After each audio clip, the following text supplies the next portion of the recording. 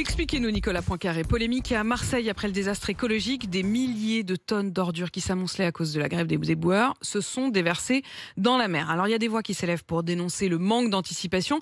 Mais en fait, derrière ce conflit se cache surtout l'éternelle question du statut des éboueurs à Marseille. Oui, des éboueurs qui travaillent vite, très vite, et donc forcément mal. Ils ont obtenu, il y a des décennies, de fonctionner selon le système du fini-parti. Ça veut dire que dès que la tournée est effectuée, ils peuvent rentrer chez eux. La mairie estime qu'ils travaillent en moyenne 3h30 par jour.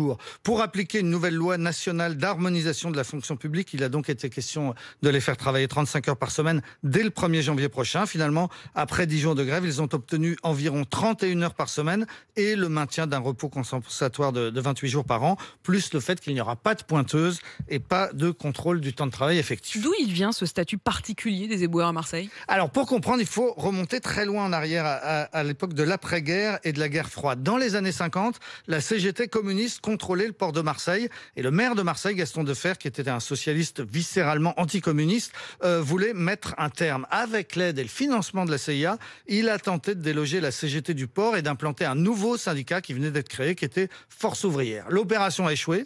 Le port est resté un bastion de la CGT. Il l'est encore aujourd'hui. Mais en revanche, au passage, la CGT s'est implantée en force à la mairie, dans les hôpitaux, les écoles, les crèches, les musées. En 1962, il y a eu un épisode violent. La CGT voulait organiser une grève des éboueurs. La mairie et FO, main dans la main, y ont physiquement mis un terme en renversant, en bousculant les piquets de grève. Et ça a été le début d'une lune de miel qui dure encore aujourd'hui.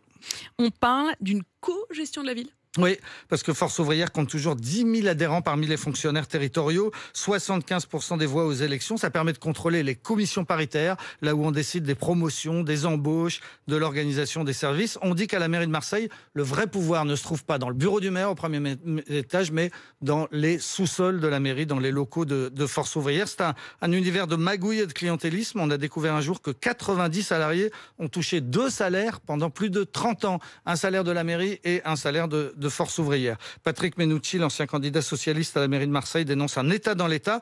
Et le journaliste marseillais José Darigo, que j'ai eu au téléphone hier soir, qui a écrit un livre qui s'appelle Marseille Mafia, me disait, dans les faits, en vrai, le vrai maire de Marseille, c'est Patrick Ruet, le patron de Force ouvrière.